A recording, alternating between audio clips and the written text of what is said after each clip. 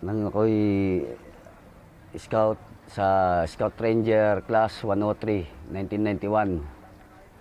Ang unang enkwentro ko ay nung sa Kalinga, Apayao kami, nag-test mission.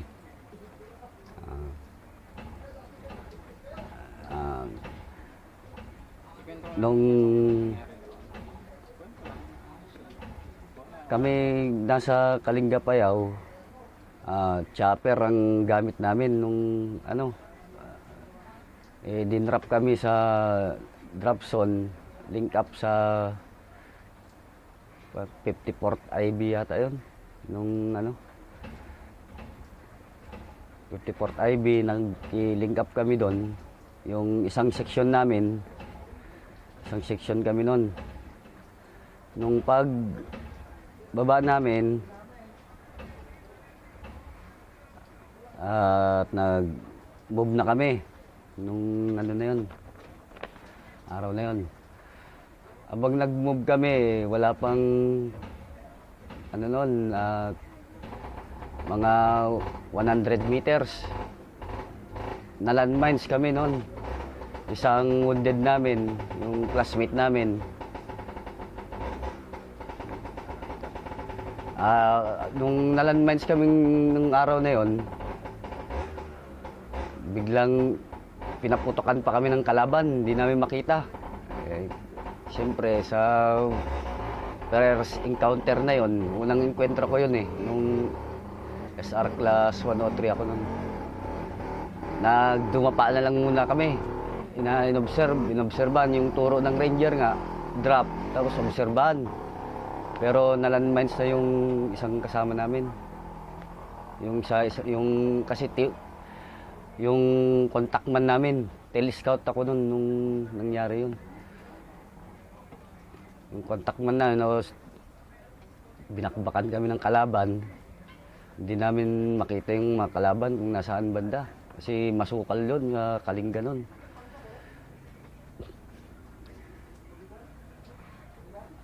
Tapos nag-return fire kami. Habang nagre-return fire, yung leading team, sa likod kami.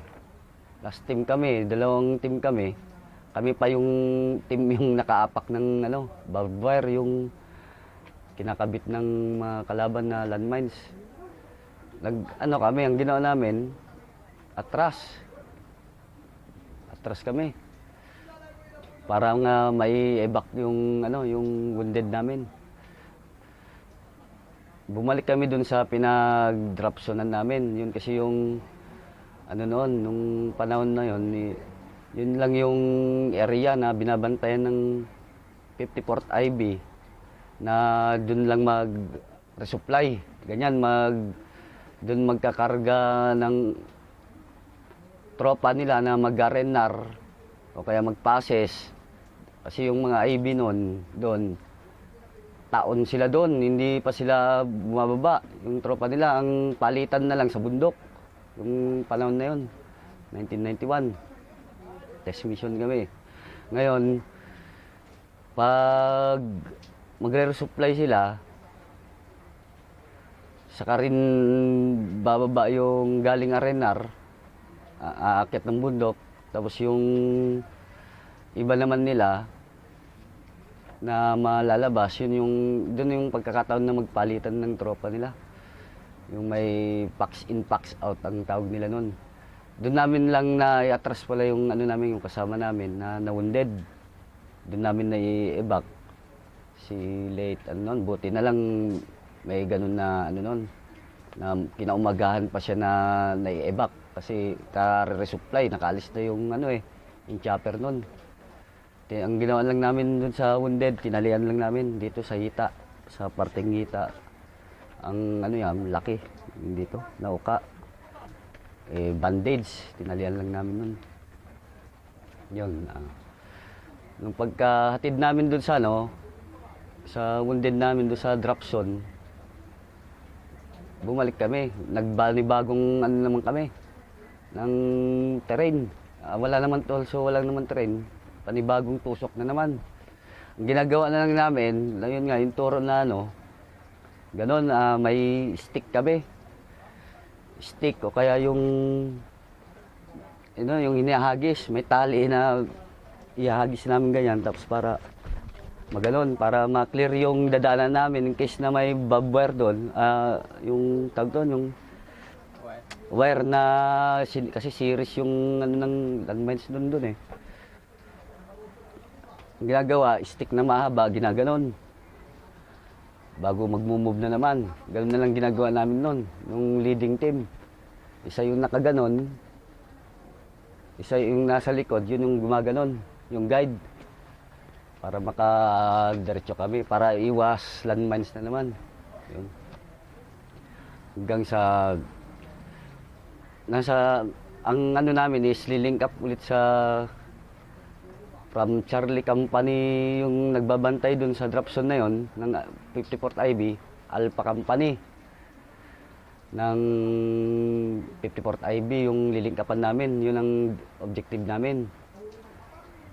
Kasi bundok-bundok dun sa Kalinga, ganun eh. Mahirap ang terrain dun. Puro pa ganun, magtatama itong tuhod sa baba. Siyempre, ranger. Hindi ka pwede mag-terrain dyan. May terrain, pero alagas kayo lahat dyan. Sigurado. Kaya maggagawa kami ng daanan namin na gano'n. Papunta dun sa link up sa Alpha Company. Yung na yon, buti sa awa ng Diyos, walang nalandmines ulit, walang resistant ng kalaban. Pero sa mga paligid nun, may naiengkwentro na, kasi dikit-dikit lang kami nun. Nung na yun, dikit-dikit lang ng engkwentro noon kasi makapal dun eh. From Mabiga Complex yun noon sa Pugin. Pugin yung umpisa namin hanggang sa, yun nga, yung sinundan namin na sa Pugin pala, yung test mission ng SF. Yun yung sabi nilang nawalo. Kaya pinaghanda kami tungkol nga sa landmines. Kami man yung akit na ulit na regular class. Class ng SF, yung sinundan namin, yun yung balita sabi na, yun nga, yung sa Pugin, yun palang sa Pugin, talagang nagbakbakan na sila doon. Kami na yung nasa, yung Mabiga, medyo sa looban na. Yun na kaya puro chopper. Chopper kami binaba.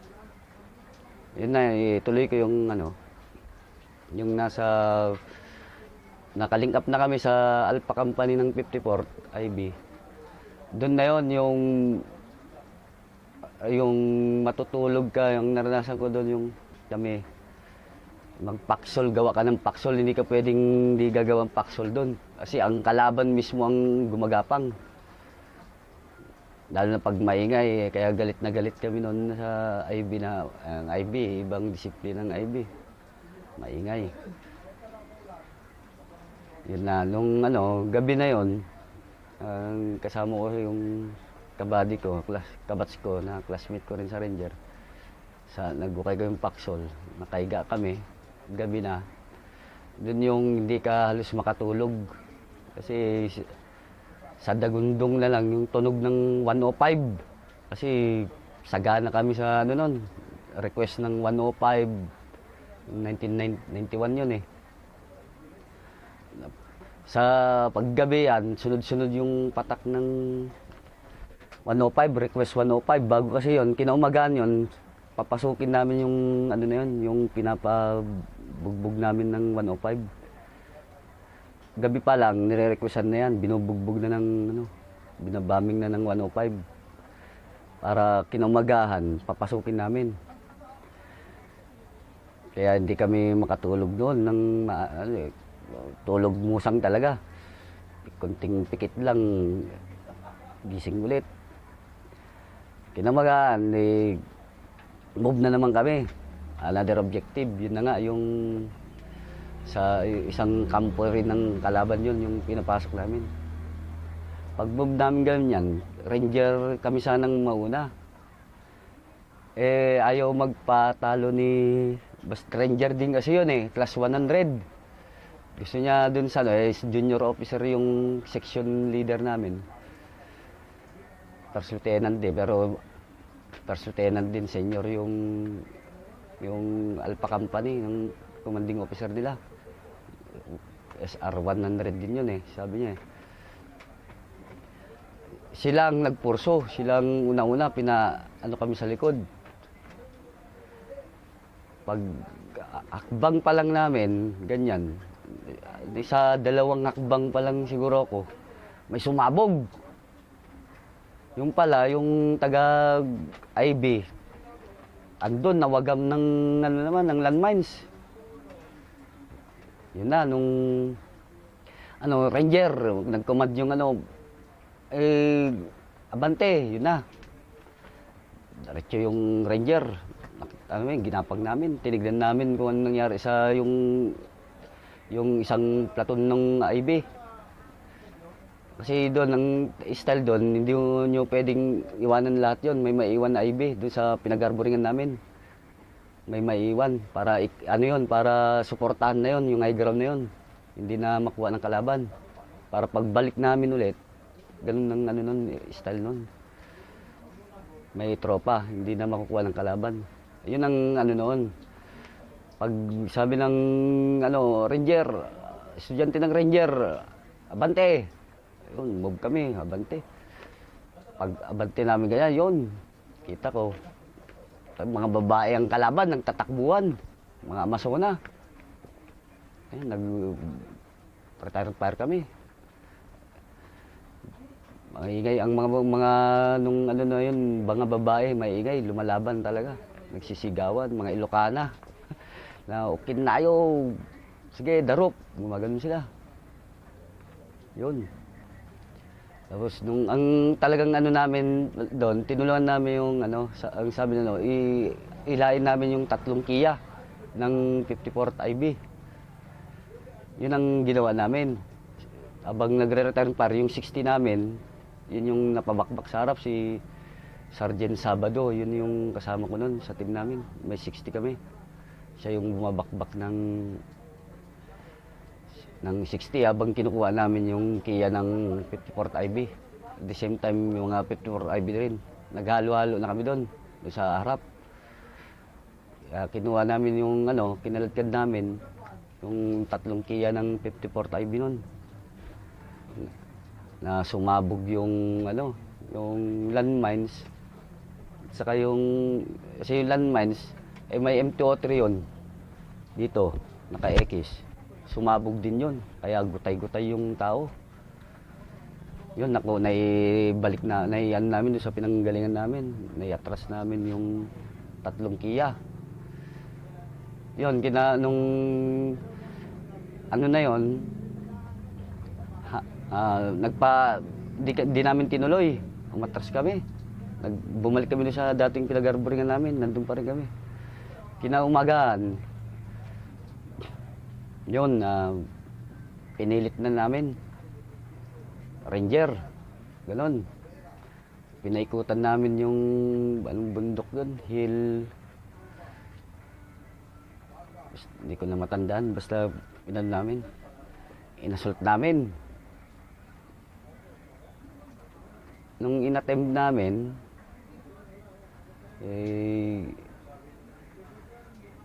hindi na kaya noon. Hindi talaga kaya. Wounded na naman ang IB. Atras na naman, hindi kaya kasi matarik. May tunnel pala sa loob noon. Yun, nung na yun, dito na kami. Tapos nagbago na naman yung sa amin, yung objective, kinumand ng na, basta ganon. Chinaper na naman kami, balik kami dun sa wag kayo dyan sa yung tropa na napapabakbak sa yung ibang team section namin, dun kami ipapa-reinforce, magba-blocking. Hindi na kami tumuloy doon. Yun ang command ng namin noon, ng TGP, yung course director namin. Yung S3 operation namin, yun ang kinumand niya sa True Radio. Kaya naiwanan namin yung na yun. Bahala na lang daw yung 54th IB doon sa objective na yun. Chopper na naman kami. Doon dahil sa dating pinagdadrop zonan, chopper, yun, blocking na naman kami doon sa parteng, doon sa ano, nag-blocking kami lang doon. Hanggang sa nung ano, patapos na yung ano kasi namin, pa-expire na kasi puro ganun lang ang nangyari. Yun lang naman yung ano ko doon sa 103. Nung ano naman, nung pag-graduate ko ng Ranger sa... Question muna. Mm, Ano yung lessons learned nyo doon sa test mission nyo? ang lesson learned doon, yung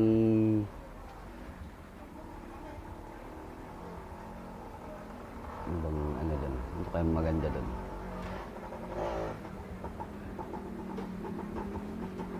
Yung tungkol sa ano, yung hindi ano yung official ba? Kagaya nun, di ba, imbes kami mag-move, pero swerte pa rin namin kasi sila yung nawagam, yung IB. Kami sanang ano nun, leading group nang mangyari nun kasi Pero kung sa tingin mo, kung Ranger sana ang nauna, naiwasan yun. malamang siguro kasi mahilig kami magganon Natuto na kami na magano ng steak bago kami ahakbang. Yun. Tignan nangyari, mabilis nga kasi nakadalawang hakbang mahaba kami. Pag maya-mayang ganyan, tatlong hakbang pa lang ako, dagam! Yun na. Tatlo pa lang kiya sa harap. Kung kami nag-leading doon siguro, kasi yung mga magpatalo ng opisyal, ang sabi kasi niya, ano namin to, objective namin to, parang ganun kasi siyempre Ranger na yon. Siguro mas tiwala pa siya na siya yung magdala, parang ganun. Yung tao niya yung pinauna niya. Anong naramdaman mo nung kayo yung nag-recorder sa tatlong kiya? Ang naramdaman ko rin siyempre unang enkwentro yan. Basta sumunod lang ako kung ano yung komandong opisyal namin, saka yung team leader o kaya team leader namin, yung naramdaman talaga, hindi grabeng kaba talaga. Kasi ang isip ko na noon, ito pala yung sundalo. Kasi nung ano ako noon, ito pala ang Ranger. Basta ganun, ganito palang pakiramdam ng unang maengkwentro. Yun yung ano ko noon, naramdaman ko. Grabing kaba na ang isip ko na noon. Baka dito na ako, ito na yata yung buhay ko, huling buhay ko na. Yun lang mga nararamdaman ko noon. Normal yun na kasi unang ko yun yung naramdaman ko noon. Sa tingin mo, bakit nahirapan kayong akyatin yung bundok o yung objective mo? Kasi nga yung sa terrain, nakalamang sila nasa taas Tapos ganun nga nakatingala ka Yun ang kahirap doon. Mabato doon Tapos mapuno. Pero marinig mo talaga yung sigaw ng mga Amazona, mababae ang maingay, ang sumasabay sa putok yung boses ng Amazona.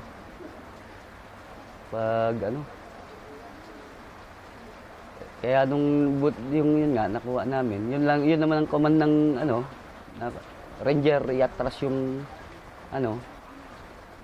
the same time yung 60 namin naiwan para mag-cover fire noon ang ginawa namin.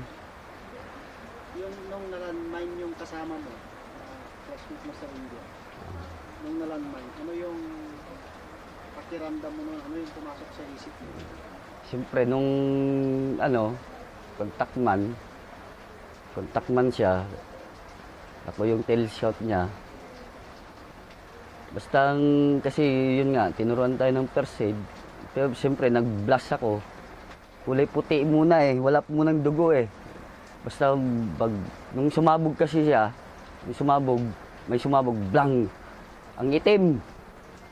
Na para pang ano yung mata ko nun, sabi ko, parang ano, tagal ano yung mata ko eh, kasi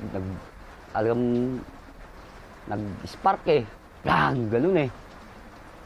Tinignan ko rin, pinakaramdaman ko rin kung wounded din ako, wala. Sabi ko, okay, wala. Kasi buti may distansya kasi. Yun, nung ano, naramdaman ko dun, pakiramdam ko dun, yung, kasi tinakbo ko siya eh. Mate, tinamaan ako, sabi niya. Yun, tinakbo siya, ginapang ko siya. Pagkagapang ko ganyan, nakita ko. Ano, ito, laki. Kulay puti muna. Yung parang sa karne talaga ng baboy. Tapos baya sumirit. Gumanon. Yun na. Di ko alam kung anong unang gagawin ko muna. Ginanong ko muna. Tapos naisip ko, tornike nga pala. Pero walang tornike. Wala kang bang ano. Yung mga kahit mga scarf, yan pala yung tulong ng scarf. Wala pa noon kasi kami mga ganon. Ginawa ko yung pantaas niya, tinanggal ko. Yun ang tinali ko, ginawang paraan. Para wag lang dumiri yung gumano yung dugo. Ako mismo yung nagtali na naman. Tinanggal ko yung upper niya, yung BDA. Saka ko itinali sa hita niya.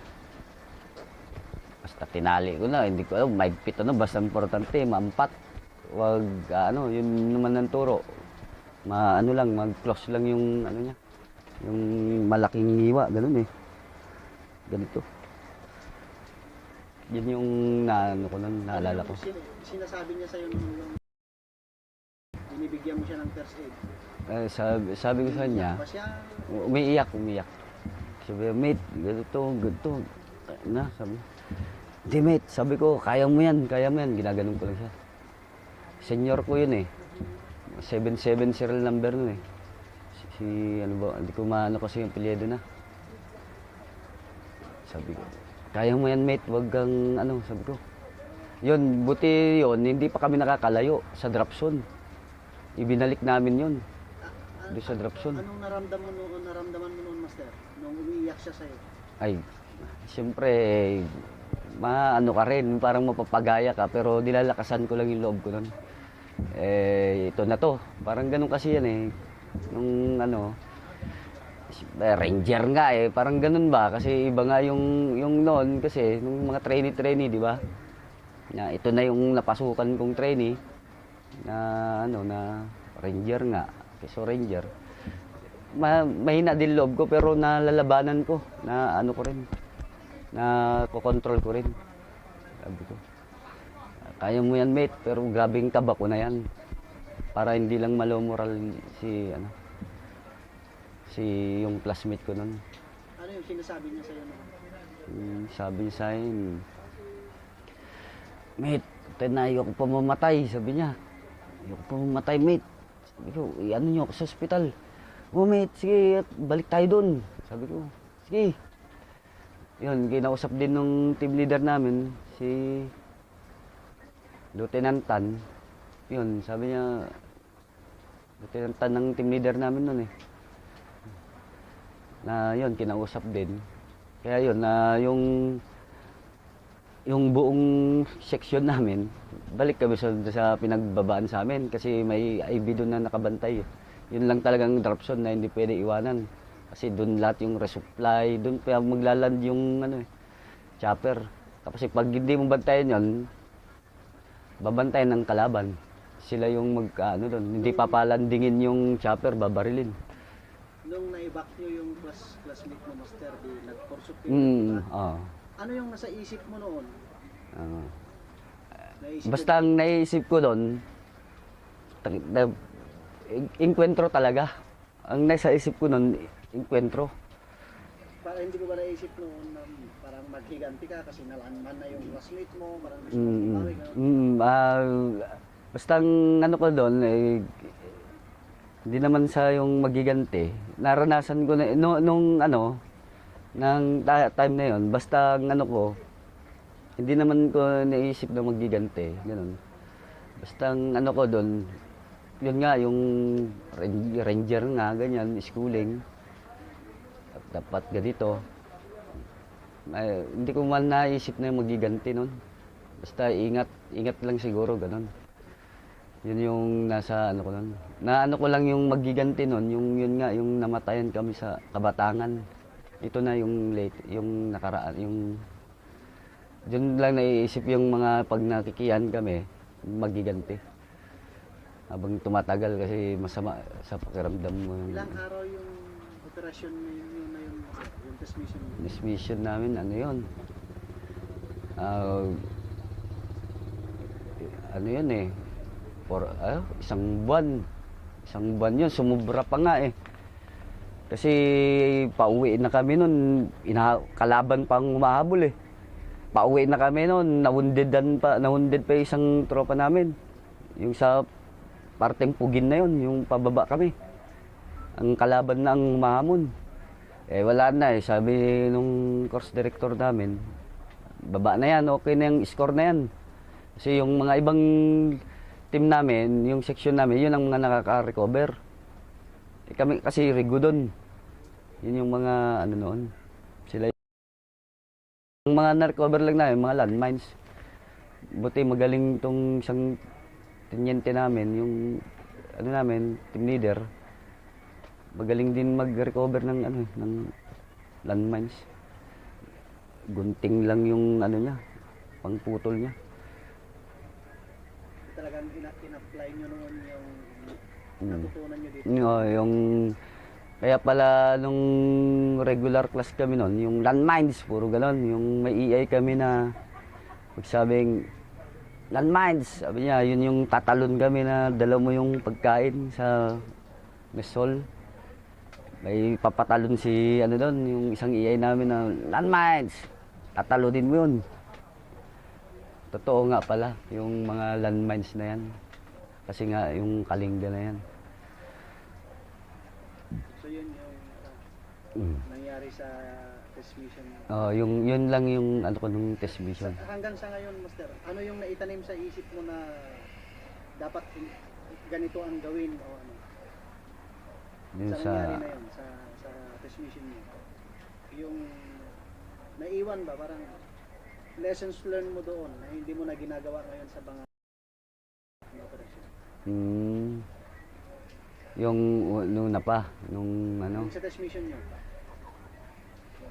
mga lesson learned doon. Hindi, yun nga, yung lesson learned, kung sa lesson learned lang, hindi talaga pwedeng yung di ba maingay kasi ang infantry battalion. Sa kanila parang normal lang yung ingay, lalo pag gabi na. Eh nagagalit yung yun ang mahirap, yung naglink yung harboring kayo, nakasama niyo nasa harboring yung infantry battalion. Kaya kaya pinuputakte kami kahit madaling araw eh. Kalaban ang nagre-raid eh. Oh, totoo yun. Yung nag-arboring pala kami noon, naalala ko. Sila pa yung mag-raid sa amin, yung kalaban. Kaya parang nadadamay kami. Sa ingay kasi. Kasi sa bundok doon, ang kalaban kasi doon, yung alam ni terrain ba? Siyempre kami, mga bagong salta, siyempre, ewan ko yung IB, kung kabisado yung terrain, hindi rin siguro. Kaya alam ng kalaban kasi kung saan nila kahit anong gabi sila gumapang, gumalaw, kumilos, mag-mob, hindi sila nawawagang. Sa tingin mo yung distansya nyo sa kalaban at sa tropa nyo, mga ilang metro o kilometro? Yan, bundok, lapit lang. Kaso nga lang, bundok. Ganun kasi ang bundok doon. Siguro, mga 60 meters, mga ganun. Wala pang 100 meters, bundok na. Ayan ang kalaban eh. Katabi mo lang eh. Oh, yun ang doon. Ang pa doon pala, yung noon test mission namin. Yung tubig na lang na pinag-iigiban namin na siguro mga ilang araw kami doon kasi doon kami pinarboring eh. Mag-blocking nga ang tawag sa amin. nagigib na kami, clear yan. Doon sa water point. Kinaumagahan yan, may nalandmines pa. Buti na lang, konti lang tama nung IB na naman. Buti hindi kami nadadalian. Oh, lalagyan pa rin ng landmines na kalaban yan. Naiigiban nyo na yan, ha? Doon sa baba, noon yung ano na yun, yung water point na yun. Yun pa nga buti hindi nilalagyan ng lason kasi may sabi na, ano yun yan, at baka may lason. Wala kang makuha ng tubig, bahala na, may lason na kasi saan ka kuha ng tubig. Sa hirap ng ano doon, hindi man, walang ulan. Yun yung ano doon, experience ko namin noon. Na sabagay, test mission, bira ka makakain ng kanin. Hanggang sa naubusan pa pala kami ng ration doon. Nag-survival kami ng 3 araw. Puro yan na yung ubod ng ano, yung mga uway. Nilalaga na lang namin yan. Asin, buti may asin kami. Nag-survival kami doon. Dahil nga yung sa klima, mapags. Ayaw ng chopper mag-resupply. Yung pags noon. So ano pa yung mga ginamit nyo na survival? Yung pang survival nyo, ano pa yung mga ginamit? yun lang, kung ano lang yung mga punong kahoy man, yung ina nila, saka yung, hindi ko kasi mga Ilocano magaling yung purong Ilocano talaga. Yung, yung pangalan nun, yung parang nyug din, yung tawag doon.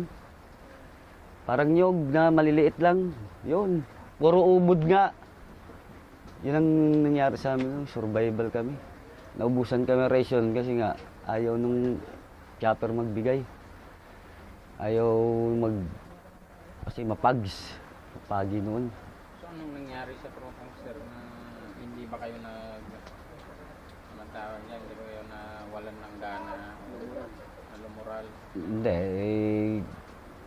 yun nga, puro tawag ng radyo.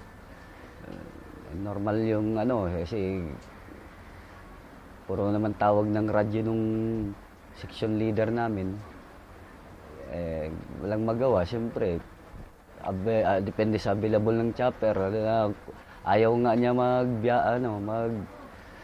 kasi nga mapagi. Basta ganun nangyari noon na na medyo umuulan yata noon. Basta mapags. Yung na yun. Basta may araw na ganun na nangyari sa amin noon. Doon sa nag-test mission kami. Almost 3 days kami bago kami nakakain. Resupplyan. Hindi ba kayo nanghina? Siyempre, iba yung kilos. Yan, tumatawa ngayon kabats ko. Iba kumilos talaga yung walang laman ng tiyan. Mahirap ka kumilos. Pag yung puro ubod nga Yun ang naramdaman namin noon. Naranasan namin.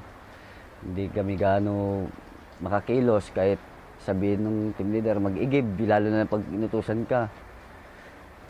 Mag-igib, siyempre, kami mga junior noon private kasi kami yung mga private noon na diretso na Granger. Siyempre, private talaga. Siyempre, mahiya ka rin sa kahit classmate mo. Yun, mga PFC, yun. Palitan kasi yung mag-igib doon, lalo mag-igib sa delikado. Ang pag-igib doon, 4, 3 maiwan. 4 mag-igib. Mas marami yung nag-iigib kaysa sa naiwan sa high ground. Kasi pababa yun. Yun, yung lalo sabi nyo, yung wala nga kaming alson, alos ang mahirap kumilos.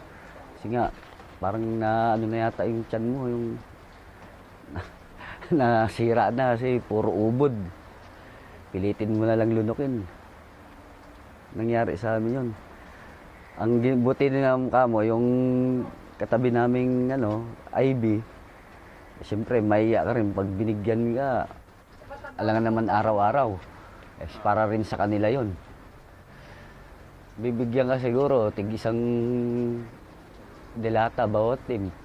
Pag na namin, ganun. Pero iba talaga yung may sarili kayong pagkain nun. Supply lang na pagkain nun. Kaso nga lang, available lang chopper. Ayaw nga ng chopper. Kasi mapagi noon. hindi niya makita. Yan yung parting Kalinga pa yun. May gusto ko pang idagdag sa test mission mo, Master. Sabihin mo lang. Yun na yung... May nakalimutan kaming itanong sa test mission mo. Yun nga, yung bumaba kami na noon, pababa na kami. Link up kami lahat ng section, link up area. Muntik pa kaming nadali na naman. Yun nga, yung Balais. Maliban dun sa yung... Basta may masagi ka, biglang gaganon. Yung parang sibat. Gaganon. Yun, yung ano yun yung umahampas. Kung ano, muntik na naman yung tropa doon, yung classmate namin. May nasagi nung isa, pero siya yung muntik. Nahagip. Yung tumatama. Yung may tusok. Ditong tama na sana naman, dibdib. Ano pa doon, ano namin, pa-withdraw kami yun. Bahayan yan. Ito, bahay. Bahay ng ano yan automatic yan. Kalaban yan kasi NPA area yun Ano yun NPA country nga tawag nila Yung bahay na yan, buti kamo hindi na napunit lang yung yung pantalon niya, buti kamo gas-gas lang. Na kurit sa Ilocano yung na ganun lang. Na kuritan yung alam mo yung pangpatibong sa baboy. Na ganyan kalalaki. Yan, ganyan. Tapos may matutulis na anong tawag doon sa Ilocano nun? Balais bang tawag doon no? Yung patibong sa baboy. Suyak. Yun yung pag ganyan na hindi mo talaga mahalata kasi luma na Yung mga dahon, maraming dahon, di ba? Ganyan. Pag ganyan nakapakan ng isang tropa, sabi naman, ako, buti ka naman, di wounded. Ganun pala kalaki yun na butas. Na hanggang dito yung lalim. Pag nakatayo ka, hanggang dibdib. Ganun, may mga tusok. Yun noon. Yung doon namin yung pag bahay-bahay ka, yun ang ginawa namin. Kasi sabi nga nila, clear na yan. Sabi, bahala na kung mapabakbak na ulit. Wala na siyempre, porke pababa na,